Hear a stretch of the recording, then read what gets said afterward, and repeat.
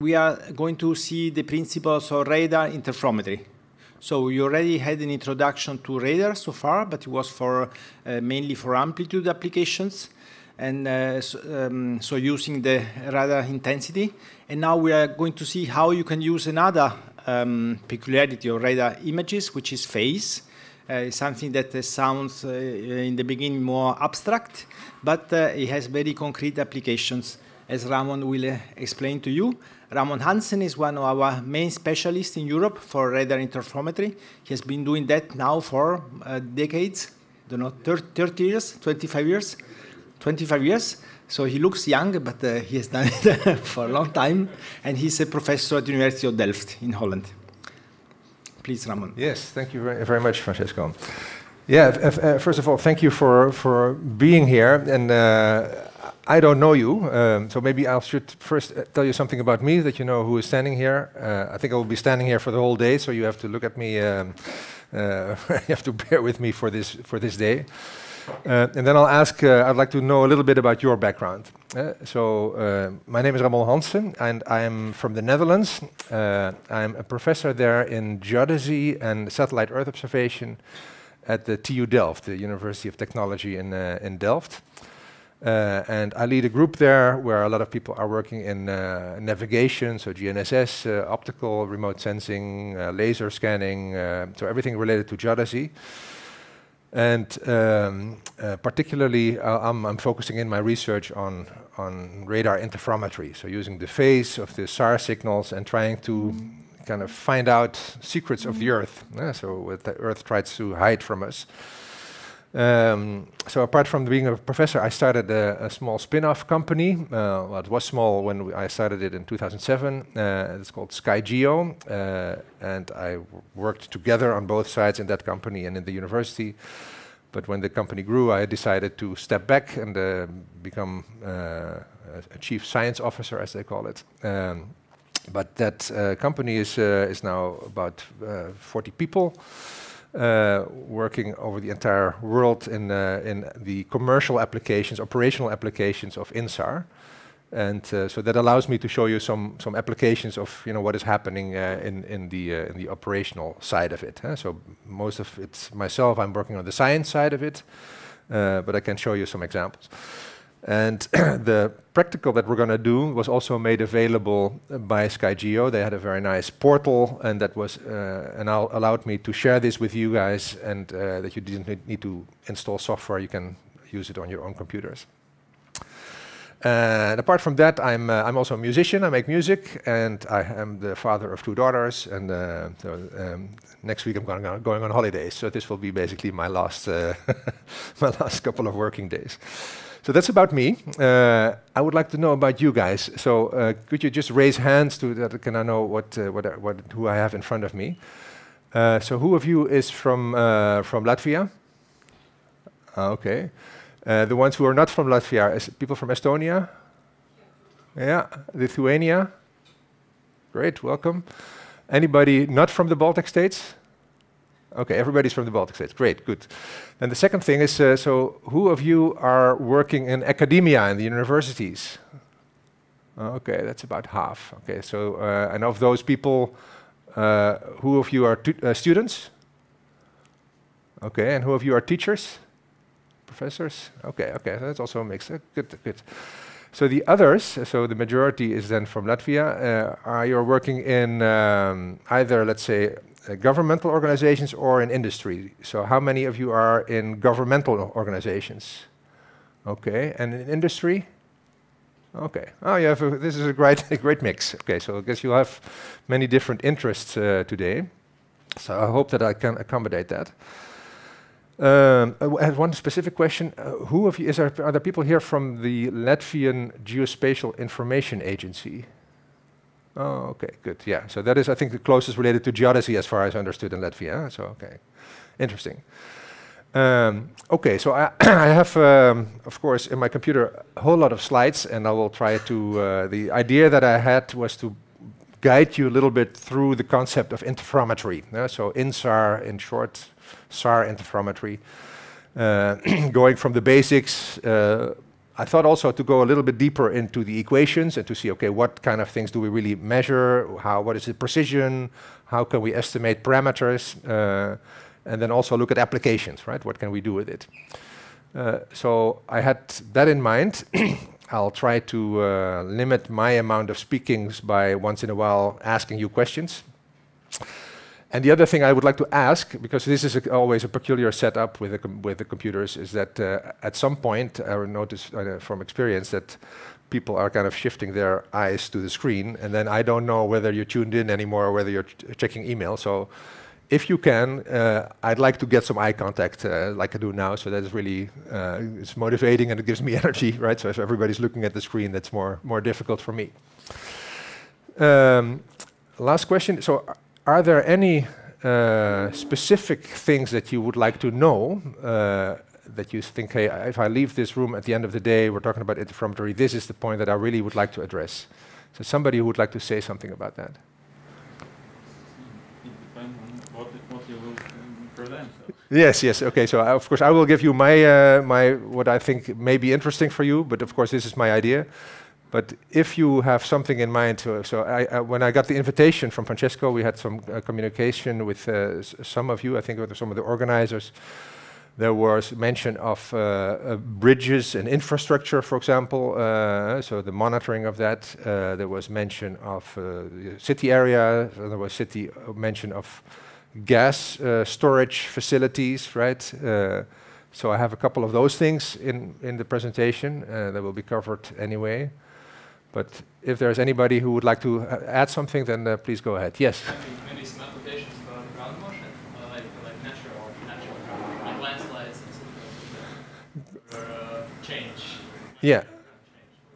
Ground motion, and if you talk about ground change, that is also, you mean that, for example, a building is being placed somewhere, or that the land use is changing, or?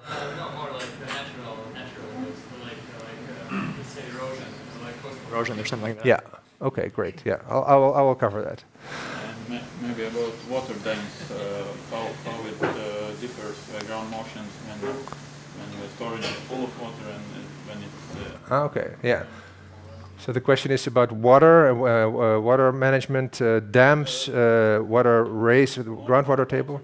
More about surroundings of water dams.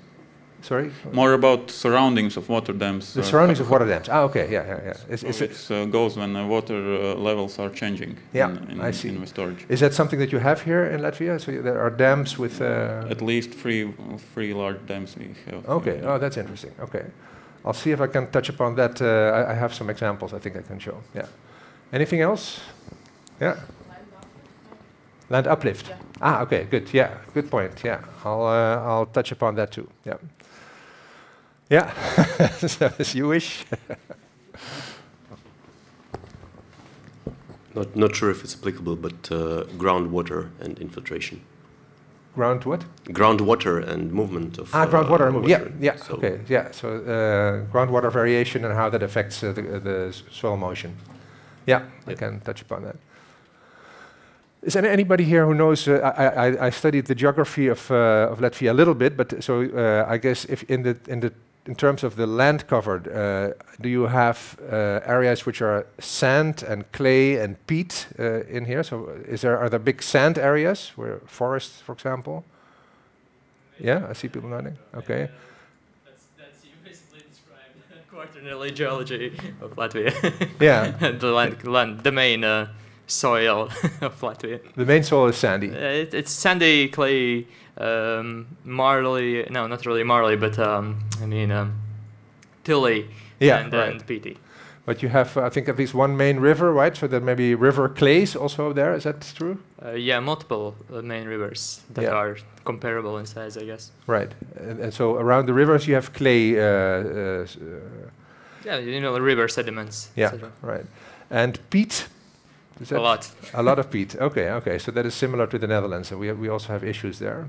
Is peat also on the political agenda here in terms of the CO2 that is getting oxidizes? Yeah. It is, okay. And subsidence due to peat compaction? I'm not sure about that, Not but, so much. Okay, okay. but I guess it's a thing to cover at least. Yeah, normally if you have peat and you have the groundwater table a little bit lower, then the organic material gets exposed to oxygen and it decomposes, and that causes CO2 and methane in the atmosphere, but it also causes land subsidence, and that can cause damage to buildings, or so that is also something that happens here. Okay, very interesting. Anybody else wants to say something? I heard that it was another potential problem is that now you might have to store gas in some areas because of the problem with Russia. Therefore, when you start storing gas under some surfaces, first you don't know if there might be also ground displacement due to that gas storage, and you don't know exactly where it will be. So Yeah. and normally it will not be in urban areas, but there will be anyway infrastructures like bridges and highways nearby. Yeah. That's what I understood talking with you in the last days. Yeah, I will talk about that too. Okay, so let's start. I prepared a couple of slide sets with which are very brief, and actually this is a famous picture from. Does anybody know who painted this? Vincent van Gogh. Huh? And this is called the Starry Night, and I think if you're working in the space sector, then it's always, of course, we have Earth observation, but we're also most of these people are also interested in the stars. So I had this picture of the stars here, with a quote from Seneca saying that there is no easy way from the Earth to the stars, right? And actually what we're doing in astronomy is that we're looking with our instruments at the stars. We don't know what is happening there, but we would like to find out, right? So we have instruments which look with different wavelengths. We're looking at different parts of the radio spectrum. We exploit the fact that the Earth is rotating so that we have different positions and that we can have different geometry. And so this is something that I also like to do. And this is basically my Starry Night, so the Starry Night of Vincent van Gogh. And what we see here are many different stars. So all these little objects have something, like a star has a mass, at a position, it has an age. So basically my challenge is to try to figure out for every dot, for example, like this little dot over here, so to find out what it actually is. And what I will show you in a minute is that the little dots that I put the arrows with here, that they have something very much in common, right? So the question is, how do we investigate this? And in order to look at this, I would like to kind of show you that actually this is not a starry map, but this is a SAR image, right? So what you see here is just what we get if we have more sensitivity to the backscatter of the radar. The radar illuminates a certain area, and we get a signal back. And the more we get back, the more information that is there, right? So similar like in astronomy, that we have more sensitive instruments, we can look further back in space, or we can see more stars. Or the better the instruments we got, the more resolution we got, and the more information we can get from it. Now, if you look at an image like this, and I think you have seen these kind of images during the week, because people have been talking about SAR as a measurement technique. You also know that there is a lot of interpretation that you can attach to this. And these are the typical images that are actually, well, not really very easy, but they are relatively easy to interpret. Why? Because we see structures, right? We see roads over here. We see urban areas. We see agricultural fields. So everybody can basically get an idea of what we're looking at here. The point is that behind this, there is another secret layer that nobody looks at, and that is the phase, right? So basically, you have to imagine such an image like a big matrix. What you see here is one value. It's depicted in the gray scale, and that is the amplitude of every pixel, every resolution cell in that matrix.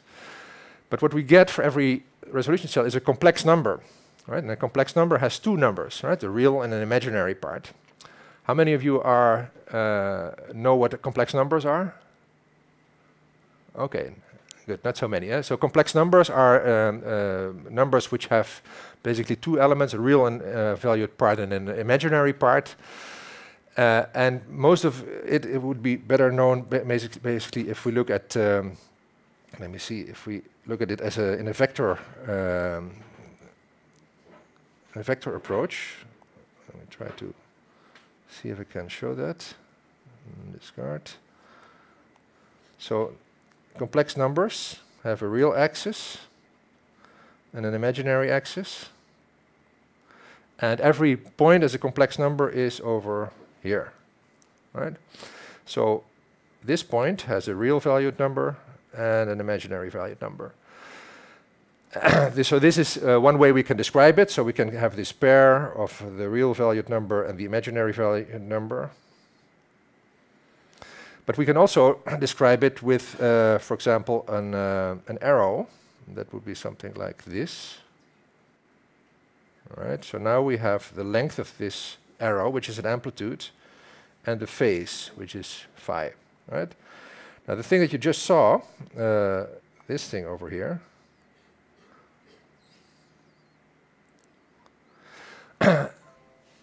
this is only the amplitude. Right? So here basically we see only one part of that vector, only the amplitude.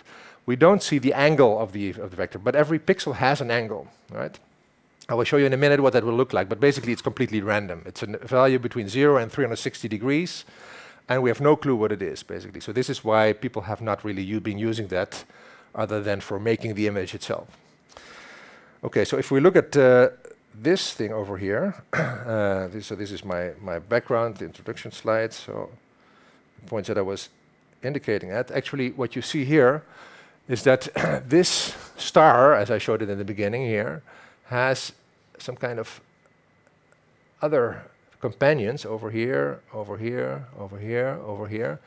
And these are actually artifacts from the star image. Right? So basically, if we look at this as a starry image, the Starry Night of Vincent van Gogh, or similar like astronomers look up, we're looking down, we have to figure out, okay, some of these points are actually ghosts. They are not really there. This thing is not really there. There's nothing there in the image, or on the ground. This is the main object. And if we want to know what it is, I went there. I was very close to where I live, so I biked over there. And this big reflection is this building. So it's a peculiar building. You see it from the top here because it has this kind of side thing here, and it has a couple of very straight planes, and it has a water level in front. So basically, it acts like a very big corner reflector. Right? So the radar signal hits the wall, it hits the other wall, it hits the water, and it goes back. So this is why it's so extremely strong in the image. And then you can immediately imagine that if that building would have been oriented a little bit different, it would look different in the image, right? So if you rotate this building a little bit with your eyes in an optical image, you would still recognize it's the same building. If you would do that in a radar image, this point may completely disappear, right? Because similar, like the satellite has a certain viewing geometry. If that changes, it will change the image, right? So we need to be very careful of that. Okay, I already indicated we're working with complex data. So the amplitude and the phase that I was just talking about, and you can write that in this form. So this is the complex number. It has an amplitude. There's this thing here, the modulus sign. That is how long the arrow is, and it has a phase psi over here. What you see here is the amplitude, and if we look at the phase, so this is again the amplitude. This is of my city where I come from Delft. If we look at the phase, it looks like this. Right? So completely uninterpretable. The values here range from -pi to +pi. We like to look at the angles in radians, but you could also go from 0 to 360 degrees. Or if you like, you could go from 0 cycles to 1 cycle. So this is always the same thing. But in any case, any pixel has a value between -pi and +pi radians. And we don't know what that value is. Okay, maybe here I could already, well, I'll go to this in a minute. Well, no, let's do it right away. So why is it so random, this pixel? Why is every pixel, does it have a completely unimaginable number? Now, let me try to explain that again with a kind of drawing here. Okay, so suppose that we have a certain resolution cell on the ground, right? So every image has pixels, it has a certain size. So let's say this is, let's say 10 by 10 meter. Or let's say maybe 10 by 20 meters. I like that better, because 10 by 20 meters is maybe the size of this classroom, right? So and now we can imagine something. We can use this size of the classroom as our basic, let's say, basic entity. So what we're going to do is we're going to take the roof off of this classroom. We're going to take the walls away, and we are going to stay here. Each one of us, the computers are going to stay. Francesco is going to stay. He's going to keep on WhatsApping. I'm going to stay here. Cameras are going to stay. Everything is going to stay, but the roof and everything will be away. So that we will be visible by the satellite. Right? What will a radar wave now do if it interacts with this particular pixel or this resolution cell? Well, what we could do is try to figure out for each little element in this pixel how it would react. So let's take maybe this computer screen over here. Maybe this is one little reflection. Maybe the computer screen is over here. And so for this screen, I have in this complex valued coordinate system, I have a certain vector. Let's draw that in red over here. Maybe this little vector. That's from that computer screen. Maybe from you, there is also a reflection, and that is stems from the location over here, and it has a different angle. So maybe that is this little vector. Now maybe that big screen there, that's a big thing. So if that big screen has a reflection to the radar, so maybe that will be a very strong reflection. So maybe an arrow like this. Let's make it in red again here. Right? So now you can imagine that if we start adding up all these vectors, we're going to start adding up complex numbers, and we're going to start adding up these the vector in a summation. What we get then is the following. So let's make one nice new overview. So this one here, this particular arrow, I'll start with that one. I'm just going to put it here. Now this arrow over here, it's in the other direction. It's a little bit smaller, so I'm going to put it now maybe here. I can add these vectors. This one here, the big one, I'm going to add that now to a 2. This is pointing in the other direction, so here. So if this is 1 pixel, what I'm going to measure is the summation of all these things together. Let's put that in green. So the summation, I start over here. It would be this vector over here, right? So if you understand this concept, it means that within this single pixel, we have maybe 1,000 of these little vectors, right? The radar wavelength is 5 centimeters. It will interact with everything over here. So the number that we're going to get is the summation of all these little vectors. And if we would change the screen a little bit of one of those positions, and we have a wavelength of 5 centimeters, I will talk about that in a minute, then we're going to change one of those vectors, we're going to rotate it. So it's going to be complete random number that we're going to end up with in the end. Right? Sometimes it will be very strong reflection, sometimes it will be small, but the angle that it has, so the phase that it has here in this direction, so let's call that psi, that angle is completely random. Right? Now this is the reason why we have a completely random picture here in the phase image. Right? So in principle, the phase of a SAR image is not useful. It's completely random. Okay. So the topic of today will be SAR interferometry, and so I'm going to teach you why we can still capture information from that image. And the way we do it is that we have repeat pass interferometry. So it means that we use different acquisitions of the satellite in different times. So this is the first pass. The satellite looks at the Earth, and it sees a particular pixel, for example, over here. Then maybe 6 days later, if this Sentinel-1A, Sentinel-1B comes, or 12 days later, Sentinel-1A comes again, and it will look at the Earth again. It will see the same pixel. We'll do all kinds of tricks to align the pixels, but suppose that this pixel has now moved down. It has subsided with 5 millimeters or so. Then we're going to see this.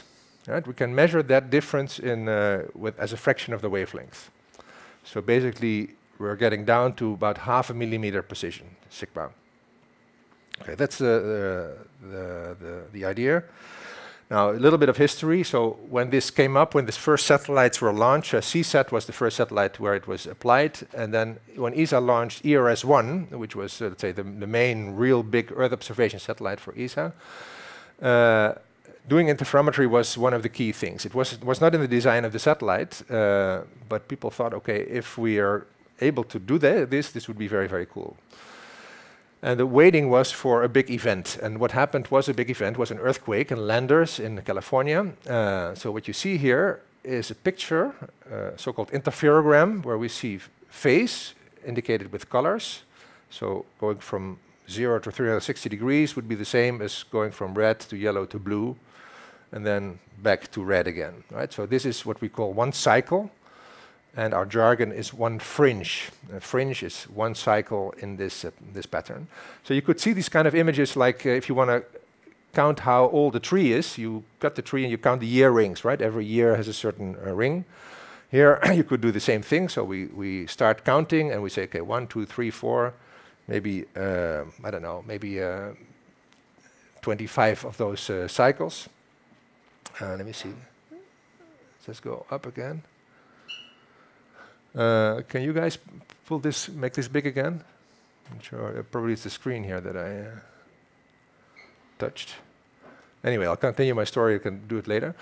So this was the first time that an earthquake was captured in this way, and that we could see for this whole area, which is tens of kilometers wide and long, we could see the internal deformation due to an earthquake.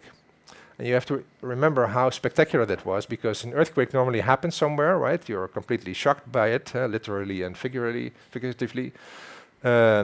But if you want to do a measurement there, then you should have made a measurement before it happened and compare that with a measurement after. And normally you cannot do that, right? So basically what we can do with interferometry is that we have satellite image in an archive, so we simply keep on acquiring data. They're stored at the ESA computers. And at some point when an earthquake happens, we wait for the next image and compare it with the previous ones. So in that way, we can basically look back in time. That's always what we say, right? So with normal geodetic methods, if you want to make a measurement, you need to do a null survey. So you measure what is the situation now. Then you wait for something to happen, and then you make a measurement again, right? So archives help there. So this was a spectacular development. Then we had the deflation of a volcano which came up, of the Etna volcano in Italy. And again, here you see these color cycles going from 0 to 360 degrees, which in this case were interpreted as ground motion of the volcano. The idea was, if the magma chamber of a volcano, oh, sorry about that, if the magma chamber of a volcano would inflate, there would be pressure in the magma chamber, the whole mountain would go up a little bit, and we would be able to measure that. Okay, let me just log in again. I touched the power button here, unfortunately.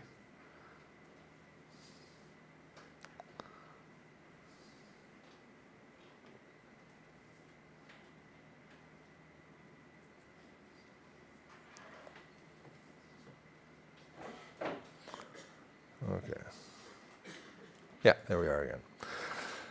Right, now that happened again then for remote islands like the Galapagos Islands. So these were all covers of nature, which shows the main impact of these kind of studies with interferometry. This is basically traditional interferometry, where we're using one image before something happened, one image after, and we try to figure it out. So we'll talk later about what we can do nowadays, because basically every day, especially here in Latvia, every day you have a new image, every day you have an acquisition. So currently, if we look at the applications, we can do many, many different things. So this is a teaser that we used for the Fringe conference last time when it was held online, where we showed the city of Amsterdam. And basically here we don't see these fringes again, but we have already moved beyond fringes, because we are going to look at every single pixel and see how that pixel behaves in time. And we could show the velocity of a pixel, for example, the acceleration, or many different applications of it. And that immediately shows you that there are areas where things are happening, right? So this is what makes it so powerful.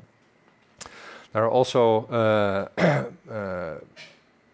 nationwide and even European-wide product being made now. So this is the map that we made of the Netherlands.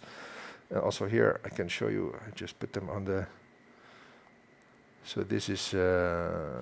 let me see, the European ground motion map. Maybe this is something that you've already seen. Yeah, the EGMS, European Ground Motion Service. So this is not what I intended to click at.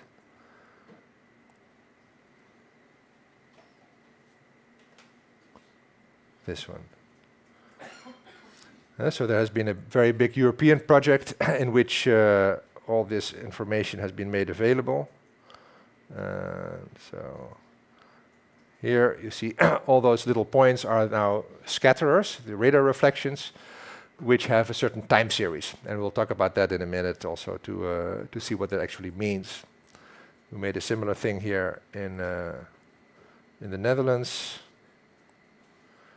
A little bit different concept. So here you see basically in the northern part gas extraction and gas storage, what we'll talk about in a minute. Salt mining, we'll see the peatlands, so also the things that you have over here. And we also see the effects of coal mining in the south here. Now if we would go, for example, to the area of the gas extraction here, so this is over here, we zoom in. And at some zoom level, you will start seeing the individual scatterers, as we call them. So the single points which behave as a single observation. And we can look at time series of them. Let me see. Okay, here we see them. So now you can see, oh, it's coming up. You can see that every single dot here now has a certain meaning, and we can investigate that, for example, by getting the, let's see if that works with my tablet. I should do it with my mouse probably.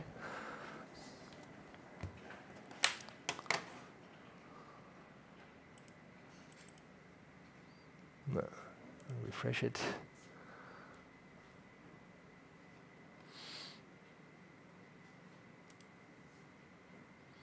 Okay, so now we have, for that particular point that I clicked on, we have almost 300 observations in time. So like I said, basically every day we have a new image.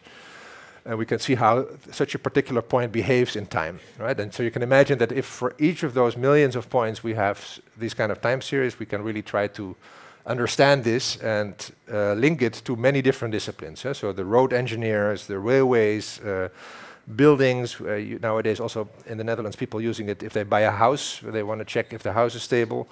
Gas extraction companies, electricity companies, geospatial services, so many different organizations are using this kind of data.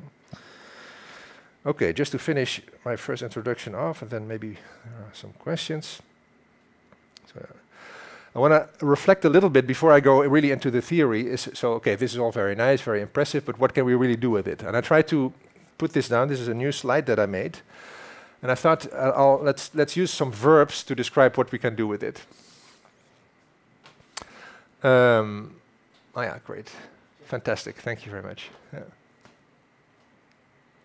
Yeah.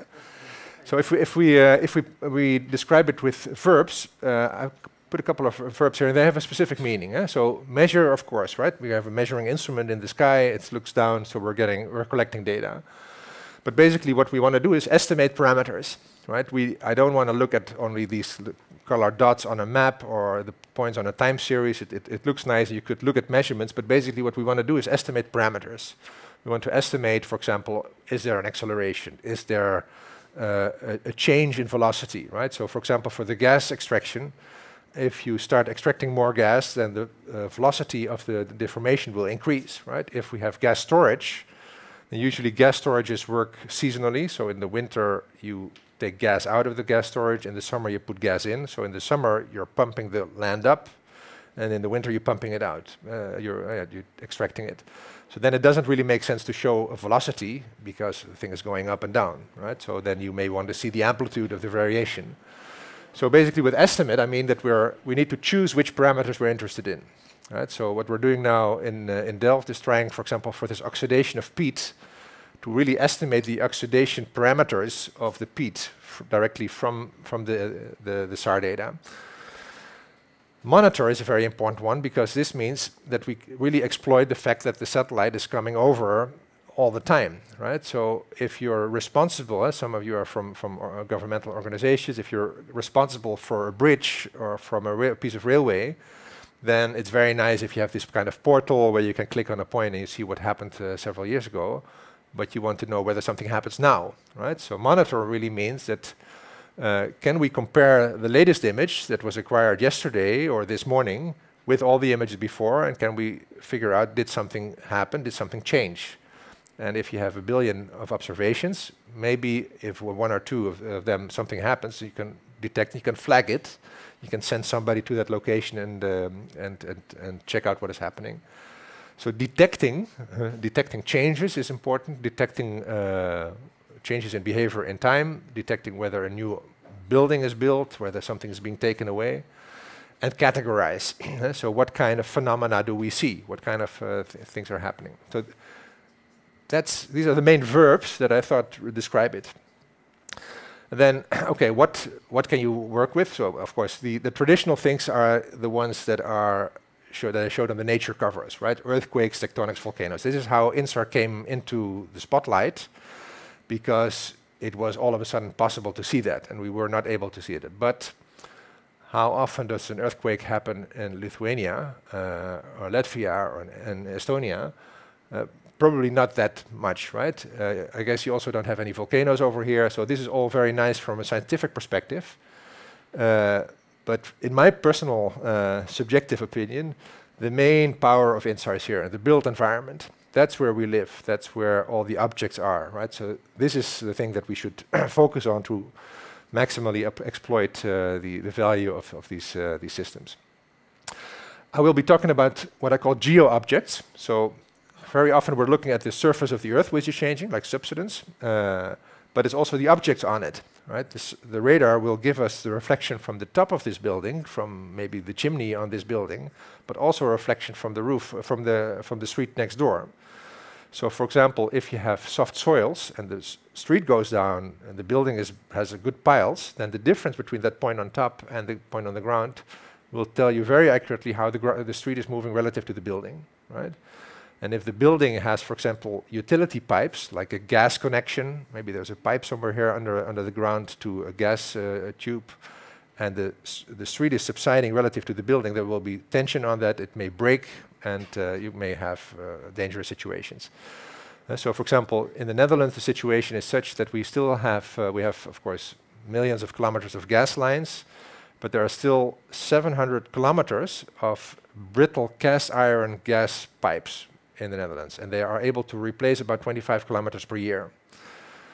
I don't know the situation here, but that is a big problem, and we have had explosions because of differential motion of the street relative to the house, which made these cast iron pipes break, the gas came out, and there was an explosion. So what we're doing now is we're checking all those locations, all those 700 kilometers where we have the brittle cast iron gas pipes, and checking for differential motion between the building and the street next to it, right? So this is the type of intelligence that you can get from it. Past, present, and future is a key word, right? So I already said we can look back in time. Simply, we have an archive. The ERS-1 goes back to 1992, Sentinel to 2015. There are many other satellites also in space now. There will be more. There are commercial satellites which are coming up. So the past is important. The present is very important for monitoring what is happening now. Most of the people in industry or in governmental organizations have management tasks. They are responsible for an asset. So you want to know what is happening right now. And the future is important because we can adapt. We can do things if we know what is happening based on a long time series. Then what do we really measure? What can we do with it? What do we measure? We're measuring position in a way. So for each of those scatterers, we're measuring position. But it's always a very, very tricky thing to do because if we have a GPS antenna, then we know where that antenna is. There's a benchmark somewhere. We can touch that benchmark and we can say, hey, this is the point that I'm measuring. For those of you knowledgeable about leveling, for example, measuring height differences, then we also have bolts in the wall. It's a thing that we can touch, right? With INSAR, we cannot touch anything. We don't know. We get a reflection from this building, maybe. You will have the chance to look at this building later on today with radar eyes. But we don't know exactly where that point is. So we get a position.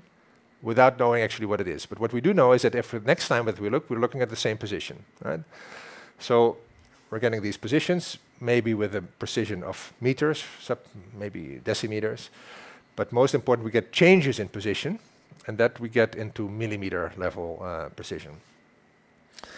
And then finally, if I start with these verbs to see what can we do with it, is so if we can do all these things, what the most important thing practically, so that is going from the technique to really applications, is we can anticipate. We can think, okay, if the street moves with 3 millimeter per year relative to the building, then over 10 years, 3 centimeters, over 20 years, it's 6 centimeters, right? So we can anticipate for a pipe or for a bridge or for a railway that at some point in time, if that rate continues, things are gonna break, right? In the whole of the Western world, so I think also here in Latvia, we have aging infrastructure. It's one of the big problems of the Western world, right? A lot of buildings have been constructed after the Second World War, so they are maybe 60, 70, 80 years old right now.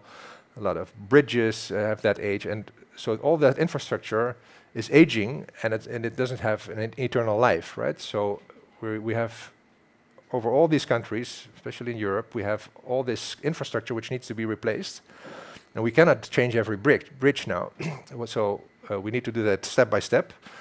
So one thing you need to do is to monitor each of those assets and see where the damage can happen first, right? And then you start with that piece of asset. If you look at the US, the state of the civil infrastructure in the United States is horrible, right? So the bridges, railways, roads, really very bad state. So if you do these measurements, you can anticipate where will things go wrong. Then you can respond, right? If we look at the present, so we see something changing over time, we can do something about it. We can make planning. We can save resources. We can save lives even, right? So this is the big picture. And again, so why should we do this continuously? Why should also ESA continue with getting the sentinels up there? Because of knowledge. Knowledge we can anticipate. So this is a statement from EU documents. So better planning leads to substantial cost saving, a risk aversion. So that's things. So knowledge is the first thing we need, and then we can anticipate. And if we can detect, then we can respond, right? Especially for this built environment. If a structural failure, then usually structural failure is preceded by strain. If something breaks, there's always some tension before, right? So if this building would have a crack in the wall, there's already some little bit of elastic motion that is happening now before the crack will appear. So if you detect the strain, you will be able to respond before the damage happens. Okay, this was my big general introduction before we dive into the equation. So let's have a short break. Are there any questions about this? Yes?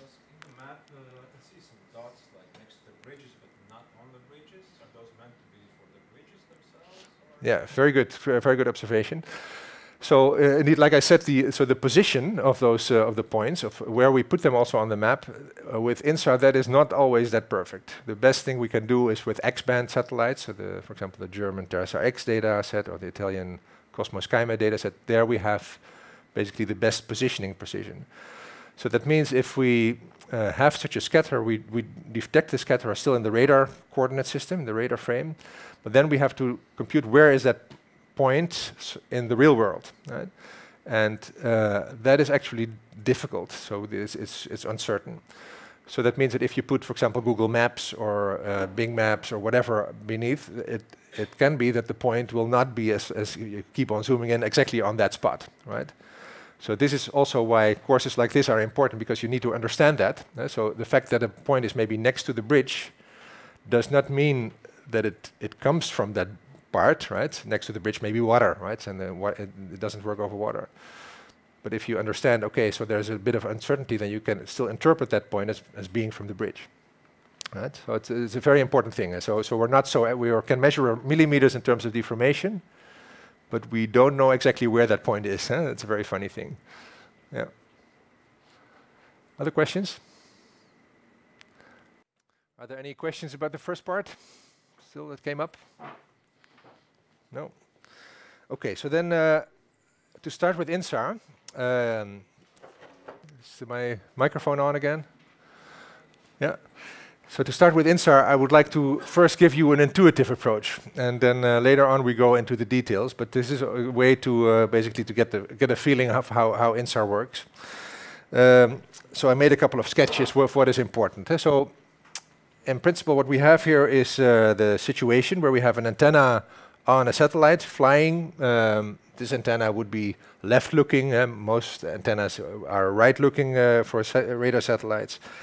And we basically have two coordinate systems. Let me see if I can use it. This is my pen over here. Oh, no. Where is the pen? Here. Or I can use the laser pointer here. So two coordinate systems. So one is range, and the other one is azimuth, right? So the flying direction of the satellite is called azimuth, and the direction of the pulse is called range. So here you can see that the satellite is emitting pulses, like if you would be having a flashlight in the night and you would kind of switch it on and then off and then on and off. So you would get these kind of little packages of photons flying through space, and they would interact here on the ground and reflect. Right? So that is basically the standard geometry that we have. Range and azimuth. Okay, then if we look at particularly the range, then that has a certain distance here from the satellite to a certain pixel on the ground. I call that R for a range. And it also has a certain angle here, which we call the look angle. So the angle from the satellite down to the Earth. That range is now expressed in meters, but we cannot really measure it that well. Actually, we measure the range. Actually, we derive the range by counting time. So we have a clock. We switch it on when the pulse is leaving the antenna. It's traveling through space, so maybe 800 kilometers down, 900 kilometers down, hitting the Earth, and then 900 kilometers back. And we simply record when it is coming back. Right? Then we have an indication of the range, which is not so good, but it's pretty good. But at the same time, we as I was indicating, so we also have phase, right? We also have we don't measure the time. The time is just recorded. We measure a complex number. So that means that if this pixel would be very bright, it would have a very white pixel in the image, a long vector, as I indicated. And the distance here from the satellite to the pixel and back can also be expressed in these number of cycles. So how many times did we go from 0 to 360 degrees and back? And that will be millions of times, right? So, and we cannot really count how many, right? So we don't know how many cycles there are. The only thing that we can recall is the fractional phase, as we call it, over here. So we will measure satellite signal coming here to the pixel, going back, and what we're measuring, if this is 0 degrees, this is 180 degrees, so this is maybe 290 degrees or so, right? So the thing that we measure is 290 degrees. So we know that we're somewhere here in this cycle, and we don't know n, which is several millions of full cycles. Again, you have to imagine, for Sentinel, we have a wavelength of 5.6 centimeters, and the distance is maybe 850, 900 kilometers. Right? So millions of cycles will be in that whole path, and I'm only measuring the last part, so the fractional phase, as we call it. Okay, let's keep that in mind. So let's now then have a look at this intuitive feel for what does it do. So we have the satellite. I've drawn it over here, flying. This is the Earth. And if a satellite would now emit a signal, you could see that signal as like a stone in if you throw a stone in a pond, and you see the ripples of the waves going by, right? So from here, these circles would expand to the outside, and every circle would be one full cycle, right? That's how we could count it. Obviously, the radar is only looking in this direction, so we don't have any signal here, right? So we have a very narrow beam over here. But in principle, we could see this as a point source with ripples going in all directions. Okay, so now if we have a second satellite, that also will have the same pattern. But as you can already see in this picture, there will be interference. There will be places here where you see this more black and where it's more white. That is, if you throw two stones in the pond, you will see these kind of patterns occurring. And this is the pattern that we're going to use. And we'll come back to this in better animation in a minute, but this is the basic picture, right? So now you can imagine that if these two satellites are further apart or close together, this whole pattern will change.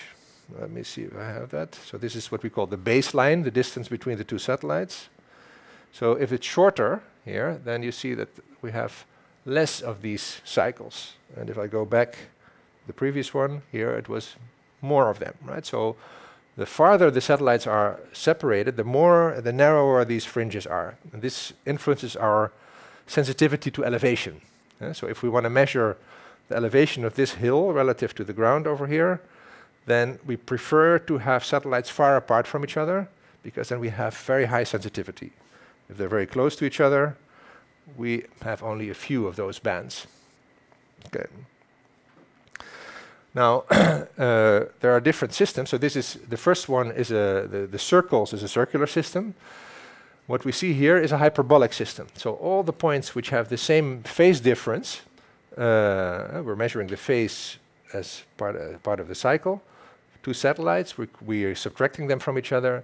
The phase difference that we get then follows this hyperbola. So all points which are on this hyperbola have the same phase difference. Make sure, let's see whether that we can get that straight.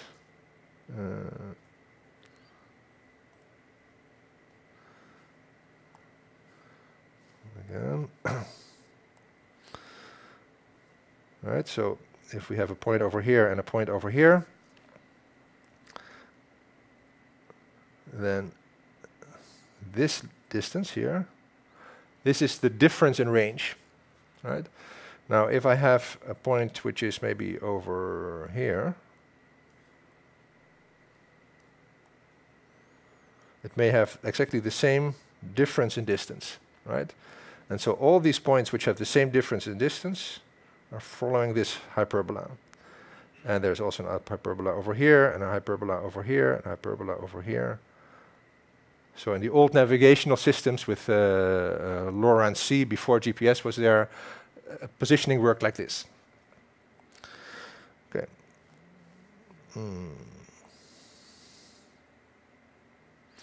Okay, so here we have the hyperbola again. Now, of course, what happens here is that this pattern, what I'm describing here, is a pattern in space, right? And we have no observation in space. We cannot observe it. We only observe something on the ground.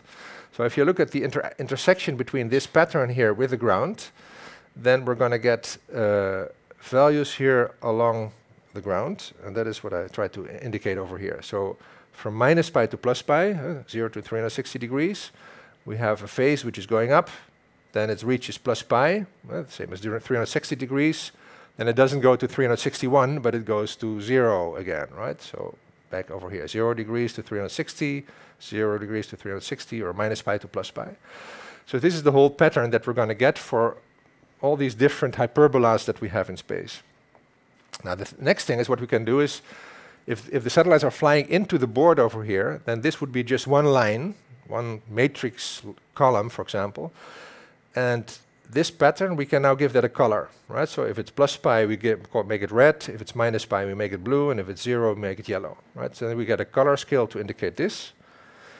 And that gives us pictures like this here. So now we see a real picture of an interferogram, so a radar interferometry image. And if you look closely on your screen, you will see that there is this pattern over here from red, yellow, blue, red, yellow, blue. So for every line, we have this pattern. If we zoom in, you can see it even better, right? So here is this whole pattern of fringes, color cycles, for this particular area. This was in Iceland, I think, somewhere.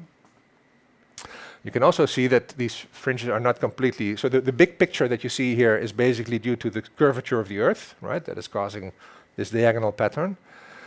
And the deviations from it, so the fact where it is somewhere, it is not perfectly aligned, that indicates topography. So we can use that to see how high the mountain is. Okay, so we have this this baseline as an important concept. Satellite at time t1, satellite at time t2. We're looking at the Earth. It's so far away that we can assume that these things are parallel. So the baseline is the distance between those two satellite positions. But we can express it in two different ways, or three different ways actually, just like a length and an angle. That's what I'm going to use in the next part. We can look at the horizontal and the vertical one. But more importantly, we can look at it as a perpendicular component and a parallel component. So parallel to the look direction and orthogonal to the look direction. And this is convenient because this number, the perpendicular baseline, this is what is the key thing for measuring topography. So in the equations that I will show you later, if you will see a B with this little symbol, it means that that is the orthogonal component of the baseline, orthogonal to the viewing geometry. Okay, so again, intuitive approach. So I try to do this here in PowerPoint. So I have the two satellites. I have a point on Earth, and let's assume that the Earth is a perfect ellipsoid. There's no topography, maybe even a sphere, right? But well, let's do the ellipsoid. And I gave all the cycles here a different color. So blue for the first one, red, green, purple. Here I have my baseline, the perpendicular baseline. And what I'm going to show you here is the delta r, the distance difference that follows this hyperbolic pattern. So the question is, what is going to happen if I'm going from this point, from here to there? What is going to happen and what are we going to see? Let's have a look. Okay, first part here, we're now in the red part of this cycle, so I call this red over here. Next part, we're moving to the green. Doesn't really, then we're moving to the purple. Let's see, step by step. Purple. Until we're here. Right, I didn't draw all the intermediate stages, but you can imagine what happens. So this distance difference, if we go from here to there, increases. But because we're looking at a wavelength, we're kind of crossing the different wavelengths over here. So going from minus pi to plus pi, we have one full cycle, another full cycle, and another cycle. Now the key thing is that this pattern that I'm having here, I can predict this perfectly. Why?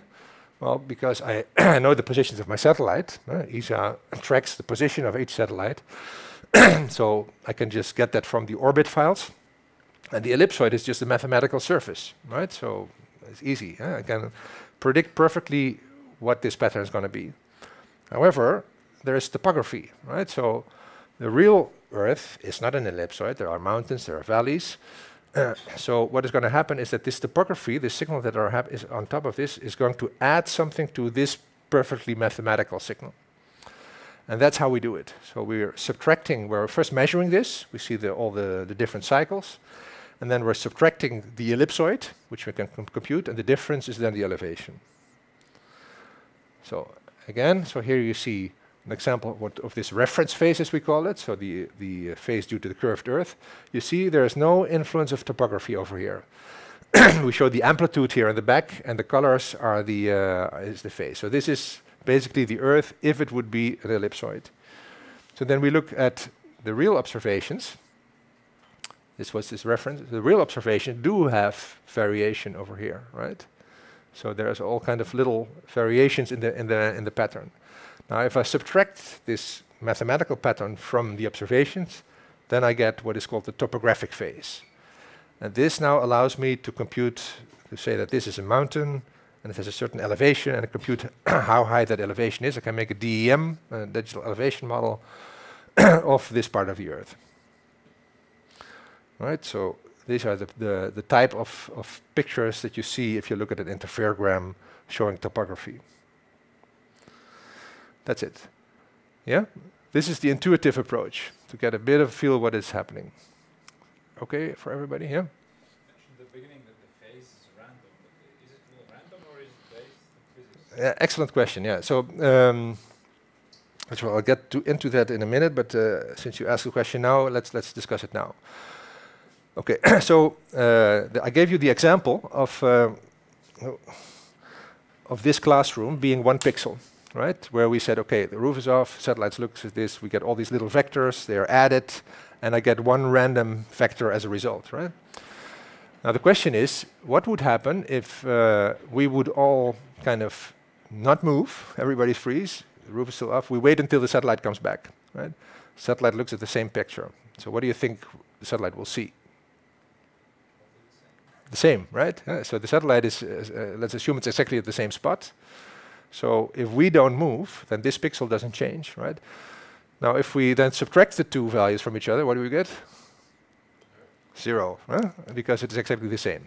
That is the key, right? So, and 0 is predictable, right? So if nothing changes, and I have two images in subsequent images, nothing changes, the difference is meaningful, right? It's the same as if I give you the number 5, and I give you the number 7, right? And I ask you, okay, add a random value. I give you a random, you say a random value. So you remember 5, you remember 7. You give me a random number. 6. Huh? 6. 6, okay. Now, that random number I don't know, but you have 5 plus 6, he had 7 plus 6. If we subtract the difference, we're going to get 5 minus 7, right? And the 6 is eliminated. That's the key. So that means that if I have billions of pixels, which I do in my SAR image, for a lot of them, things will change. Think about water, right? The sea, right? It is within a second the sea surface changes and the satellite will see something completely different. So no way that I'm going to be able to compare that. Think about a forest, maybe. Think about maybe very dense crop like corn or so. This will change over time, and that means that those pixels will I need to throw them away. I cannot do something with it. But on the other hand, look at a house, look at a road, a railway, a bridge, whatever. So this hard infrastructure, that essentially is the same, right? So that means that even though the phase in the single SAR image is random, if I subtract two images from each other, I get something which makes sense. Right? That's the key. That's why it works. And so maybe for an urban environment, maybe 1% of all the pixels is good. For 1% of all the pixels, it means that it will stay the same in the way that it reflects. That is still, if you have millions of points, 1% is still, what is it, 1 million points, 10,000 points is 1%. So this is why, even though we are losing a lot of pixels that we cannot really use, there's still quite a lot there that we can use. Right? And the other thing you can also already think of is that, again, with this example of this classroom being 1 pixel, is that if everybody freezes, right, we do not move, and one person moves, what do you think is going to happen? Yeah, it will change a little bit, but it will be pretty much the same, right? So we can deal with a little bit of variation. It doesn't need to be completely the same. A little bit of noise is okay, as long as most of it is good. So and this is very tricky because this is every square meter on Earth is different. There's no square meter which is the same, right? So every pixel in a SAR image is different. So it's also sometimes difficult to predict whether a pixel will be good or not. But what we do know statistically is that if you're in an urban environment, you have thousands of pixels per square kilometer, right?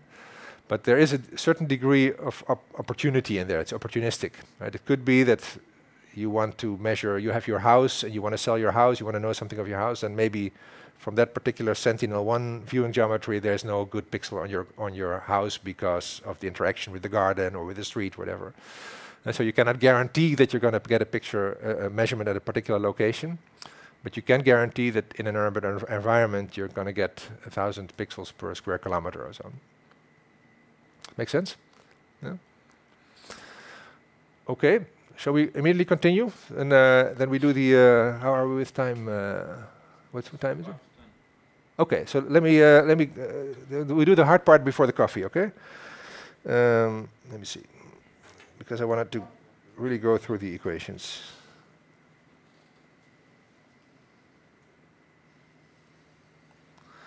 Could you explain already what means the palette of colors? The what? The palette of the colors in the interferogram. Yes, the fringes, yeah. Yeah, because it's not always trivial. Yeah. People that see that for the first Yeah, so the question from Francesco is what the colors mean. So the colors are, like I said, these are the fringes, and every color cycle is a phase cycle, from 0 to 360 degrees. So if yellow is 0 degrees, then we get here yellow, purple, blue, green, and back to yellow. That is one full cycle. And like I explained, in this case, this is related to topography. Okay. There is nothing to do with the colors that you've seen so far in the rest of the course, of course. No. Yeah, very good. Okay. Number 3. Deriving the equations. Okay, so there are a couple of concepts that are important. So we distinguish a cross-track INSAR. Sometimes people call that XTY, a cross-track INSAR, cross-track interferometry. And that could be in a single pass acquisition, so that the two satellites are flying next to each other at the same time. So they're acquiring the thing at the same time. We can do that also from an airplane, if the two antennas. There has been a space shuttle mission which had two antennas. There is the Terra X and Tandem X, a German mission which had two satellites flying at the same time. So we call that a cross-track INSAR, and this is what you need if you want to measure topography. And the other thing is repeat pass INSAR. That is if there's time in between the two acquisitions. So we're having a satellite acquisition, we wait until the satellite comes back, and then we have another one. And of course, in this case, we have time. In this case, there's no time difference. So if we are talking about deformation, we will not get it here, because here the two images are at the same time. Okay, so this is the thing that I already started with, just to get the overview. I already showed you this to you.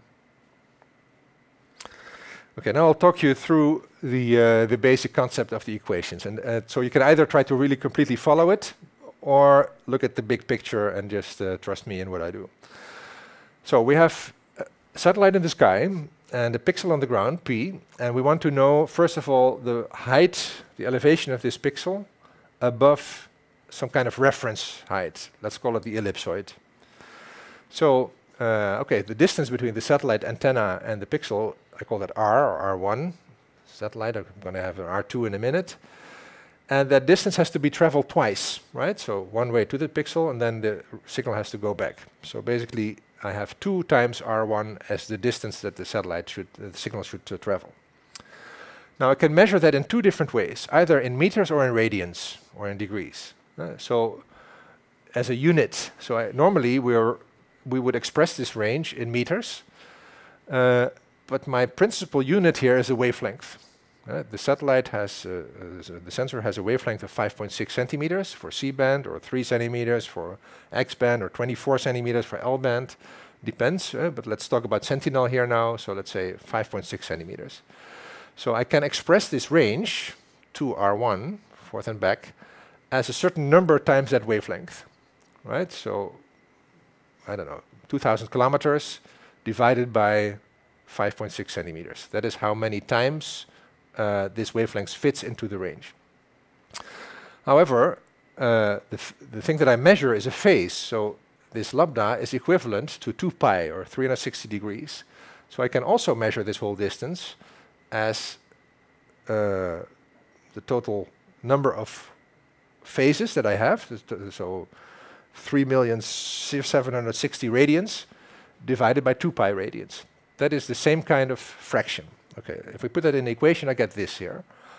On the left-hand side, the distance in meters divided by the wavelength in meters. So this is a dimensionless unit over here. On the right-hand side, the phase in radians for many, many times the full cycle, divided by 2 pi radians. This is radians divided by radians, is also dimensionless. Right? This is the key equation. If you understand this, this is where we start. Because here we can say, okay, the lambda we know, we know which sensor we're using. 2 is just a number. 2 pi is also just a number. So basically, I'm relating the phase to a distance over here. So if I want to write my observations here on the left-hand side, psi1, then this is related to the distance. And the minus sign is just something that comes from the data processing. So you can ignore that for a minute. Okay, so this is how the phase, the observed phase, that particular pixel that we have over here, is related to the range. But this is the absolute phase, right? It's not a number between 0 and 2 pi. It is maybe 650 pi, right? So it is an absolute thing. Then we're going to get the second satellite up there, a T2. It comes again. And we're going to measure the distance. Now, the satellite will not be exactly in the same position at that time. The orbits drift due to the power of the sun and due to gravitational forces. So it will be a little bit different, and there will be a baseline in between them. And now the distance from this one to the pixel is now 2 times r2. So I can write down the same equations in the same way. So the phase observation for this pixel at this satellite will be psi2, and will be related to distance 2, r2. Now I already indicated we write this as complex numbers. So basically the phase here ends up in the exponent over here, and this is just the amplitude, how much I get back from the how much signal I get back from this particular pixel. So what I do in the software is basically complex multiplication.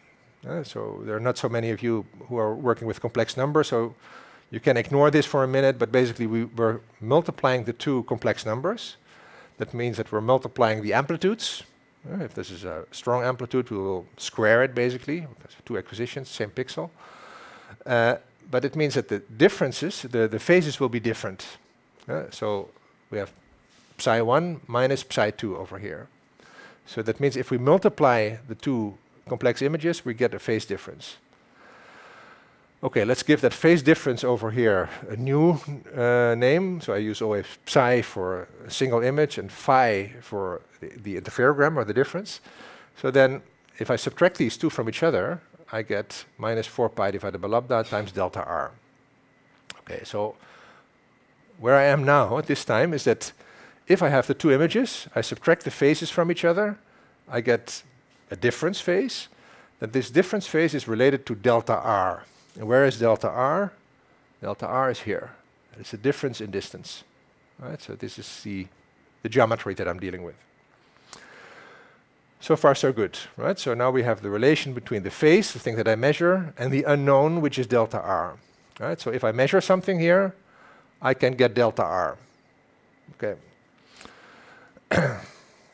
Now I'm going to do one thing to make the things a little bit easier. I know that this distance is maybe only a couple of 100 meters, and this distance will be maybe 1,000 kilometers. So basically, instead of this geometry, I can use what is called the far field approximation. So going from this situation here, where I have this circle, this is delta r. In fact, in principle, I'm looking parallel. Right? This angle is very, very small. And this makes my geometry easier, because now I have triangles over here. Let's indicate that. So we have the baseline between the two satellites, the delta r, the distance over here. Okay, so now I have pretty good geometry. I also have the perpendicular baseline here that I was talking about, orthogonal to the viewing geometry. And basically, we're having now this whole situation. Okay, so in the previous slide, I ended up here.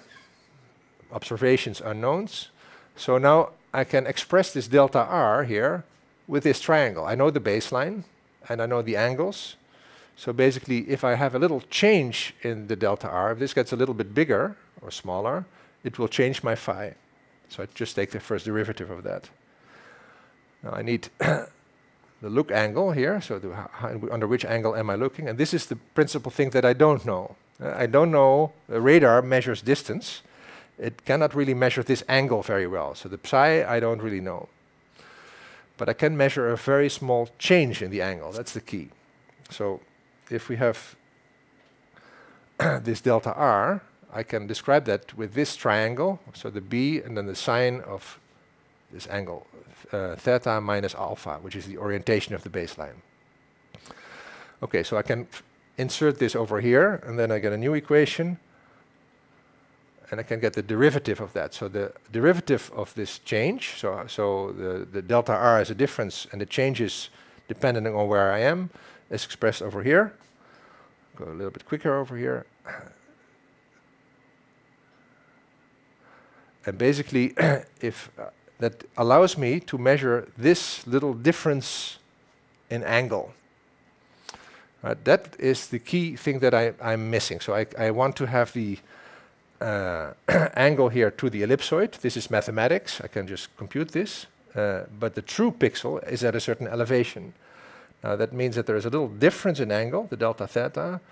And the whole exercise that I did here is to relate the delta theta to an elevation h over here. So this is the elevation of this point above the ellipsoid. So that is now the key equation. Okay, so if you couldn't follow the whole thing, then let's just look at the result. So what we have, the left-hand side is the unknown. This is the elevation that I would like to have. Here is an observation phi. This is the number that I get from my image, from the interferogram. And here in between is the wavelength, I know that. The R1 to the ellipsoid, I know that. The sine theta 0, which is also to the ellipsoid, I know that too. 4 pi, I know that, and the perpendicular baseline, I know that too. So this whole factor here in front, this number, is something that I know, and therefore I can go from my observation to my unknown elevation. Yeah? Actually, so what you can see derived from this is, so all these numbers are fixed, so whereas the satellite, the lambda, this is all fixed, except the distance of the satellites. That can differ, because the satellites drift. Sometimes it's very close to 0, so for NVSAT it could be up to 1 kilometer at the perpendicular baseline. For Sentinel actually it's very, very small. But what you can see here is that the topographic phase is inversely scaled by the perpendicular baseline. So what does that mean? It means that if I have a large separation, then I have very good sensitivity to topography. If I have 0 separation between the satellites, I have no sensitivity to topography. Right? Compare this with if you're maybe you did this as a kid, right? If you would close one eye and you try to put your fingers together, this is difficult because you miss parallax, right? If you have 2 eyes, this is why your brain can kind of make you touch the 2 fingers, right? Your 2 eyes have different positions. Your brain does the processing over here, and this is how you can, with 2 eyes, you can touch your fingers, right? With 1 eye, if you have 2 eyes on the same position, it would be more difficult, right? Okay, so I have this also in a different explanation with a little bit of different figures, just to get it across. Again, the same situation, 2 satellites, topography over here, and what we do now is we put the baseline over here, this orientation of the baseline, we get that from the satellite positions, we have the perpendicular baseline, the distance, and the delta R that I was indicating. So the phase of one image is this, the phase of the second image is that. The interferogram is a difference in the phases for each pixel, and that gives me an elevation. So the key thing is that if I want to have this elevation of the point, I know the position of the satellite, I know the range, this is the thing that I need to know. So the phase gives distance differences, so here we have, again, like I threw it with I showed it with a stone in the pond. We have these cycles going away from this satellite, circles. Then we have, for this satellite, also circles. If we subtract the 2, then we get differences. That is the pattern that I was showing before, right? This is the hyperbolic pattern. Every line here is a hyperbola. So for points which are on the same distance, it means that I have an ambiguity in this direction. So at a certain range pixel, I could be here, if the color is red, or the value is plus pi, for example, it could be here, it could be here, it could be anywhere over there. This is the look angle, this is the range, and the azimuth direction is in this plane. So if you combine that, so that means that if I have the ellipsoid over here, the lower part, then, and I measure a certain phase, so suppose that I'm for the ellipsoid, I would measure this phase, so the let's say the blue color, but in reality I would measure yellow, and the difference in between those 2 colors, the difference in phase, that is what gives me the sensitivity to elevation. Okay. Oh, sorry. Yeah, so that is the big picture, let's say, on how we can measure elevation. And again, I showed you this before. We have observations, we subtract the ellipsoidal Earth, and then we get topography. And now, from these equations, we can also compute how high is this mountain. We now can compute the amount of fringes, but we can compute how high is it. And for that, we need this concept of the height ambiguity. So this was the equation that I showed you before, the elevation of a point, the observation that we get, and all these numbers before. So now you could imagine that a very valuable number is, okay, how much is the elevation difference? Oh, sorry.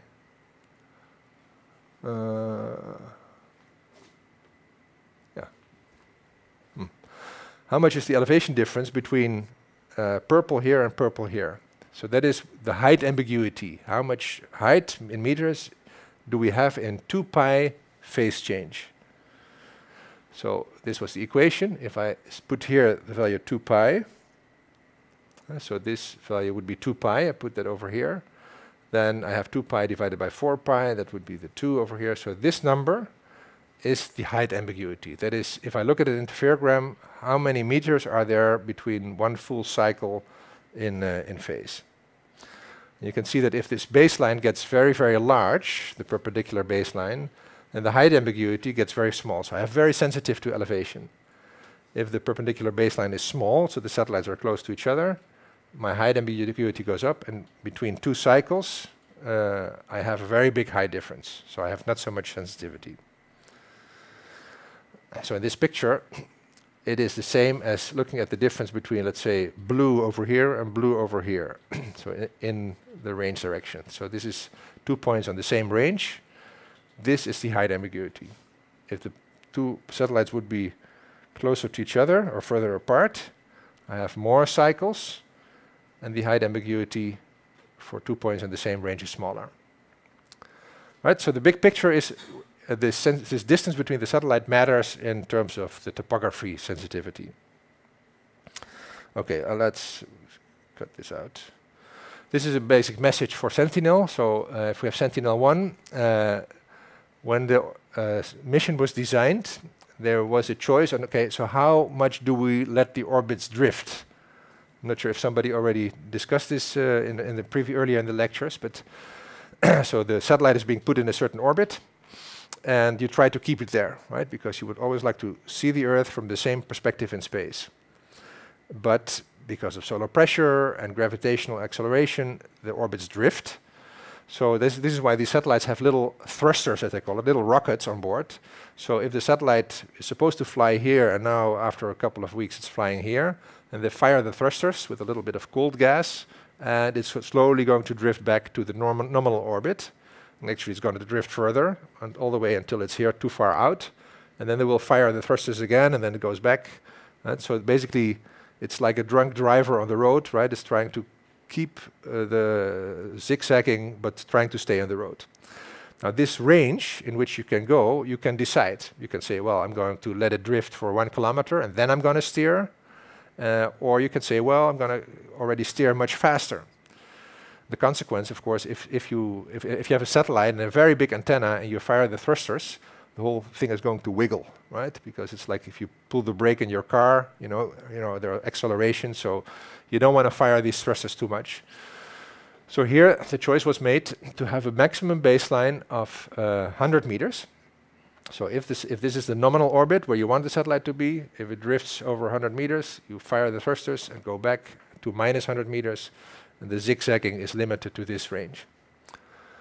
Right, so I think I'm going to stop for a break here. But so what you could do as a back of envelope calculation is try to compute the height ambiguity for Sentinel-1. Right, so if we're having a baseline of 100 meters, that is this number here, and let's say for the incidence angle here, you can use 35 degrees. The wavelength here is 5.6 centimeters, and the range, well, maybe you can take 900 kilometers or so. So if you do that, you can compute the height ambiguity for Sentinel-1. Then the question is this now a good thing or a bad thing? Okay, given time, 10:15, I think this is a good moment to have a coffee break, right? Yeah. But before we break up, so I think a 15-minute break would be good. But are there any questions about this so far? Yep. I have a question. So the issue of like vaccine, right? So you have multiple reflections reflect the back of the satellite, and I was wondering what do you know on which one to focus on? either that arrives first, or do you take the average, or is that kind of uncertainty that you take into account? Right. So the question is, you get many different reflections coming back, and how do you distinguish what comes from where, right? Okay, yeah, good question. So the one thing is easy, that is time, right? So these reflections will come back at different time intervals. So we know that all the reflections which come from a certain time interval come from a little band at the same range, right? So that is, but then I still don't know where in that band it is. So the second thing is in the azimuth direction, and that we do that by focusing the image. So basically, I always explain it like this. So suppose that I am the satellite, and this is my satellite beam here, and you are the target, right? So I fly by, and now you're entering the target, so I get sent all kinds of pulses. You're still in there until here, and now he's leaving the target, leaving the beam. So what is the difference between all these pulses? The difference is that the distance is changing, right? Because as I fly by, you get closer until you have we call that the zero Doppler. It's a Doppler shift basically. Yeah? So you have a positive Doppler. You're coming towards me. Now the zero Doppler, because there's no difference in distance here, distance change, and here you're going away. So basically, we're following this Doppler curve, and we can exploit that. So in all these pulses, the phase will be a little bit different because the distance is different. And because we know where points are on Earth, we know where the Earth's surface is, we can kind of focus everything back in the data processing to that particular point. Right? In most of the cases, that goes well. For the example that I showed you in the beginning of this little building, you know, remember, that has ghosts, right? That is where it didn't go well, because actually this antenna also has side lobes, so there's also a little bit of sensitivity there and there. So as long as the reflection is not so extremely strong, it's okay. But that particular building was accidentally so strong that it was also picked up by another one. So in those cases, you get errors. And but in most cases, this is how you can distinguish single scatterers. And then you can position them in the radar image. And consequently, you can position them on the ground in latitude and longitude. Right. So it's basically the SAR focusing algorithm that does that. Yeah. Another question? Yeah? Another question would be, I mean, I guess it will be addressed a bit later, but what is the limit until which the height ambiguity is worse if the baseline increases? Yeah, also, you guys are also asking very, very good questions. Indeed, there is a difference, there's a limit. Huh? So you can also imagine that, because if I'm looking from that side to this building, I will see a reflection from this wall. But if I would look from that side, I will see something completely different. The other side of the building looks different. So there is actually a very narrow range in which things are still comparable. And we call that the critical baseline. Now, there's a whole signal processing part of that, so I'll let you first have coffee. But the basic thing is that, say, for Sentinel, that would be maybe a couple of kilometers, right? So if the baseline is a couple of kilometers, at some point we start losing points. Flat areas, we lose that faster than point sources. So this is why we steer that satellite to be very close to the nominal orbit, so only the 100-meter orbital tube. Because the longer the orbits are, the more sensitivity, that's good, but it also introduces noise. So the answer to your question is a couple of kilometers in general, for L-band, maybe even a little bit more. But you have to imagine, you can do the back of the envelope calculation. So if the distance is, let's say, 1,000 kilometers, right? And suppose that I have a critical baseline of 1 kilometer, so that means that the angle is 1/1,000 radians, right? So 1/1,000 radians, so one radian is, let's say, 60 degrees. So 1/10 is 6 degrees, 1/100 is 0.6 degrees, so 0.06 degrees in difference. So the 1 kilometer in space sounds like a lot, but it's 0.6 degrees, so it's practically the same. But then already we lose it. If that's more than that, things start to change. Yeah? In theory, then you should get as close to the critical baseline as you can, right? If your goal is to do topography. Yeah, right. So this is, after the break, I'm going to talk about motion. This is the key thing, right? So topography, actually, if you want to do it here for Latvia, it would be you would better do it with a laser scanner or so from an airplane. You get much better results.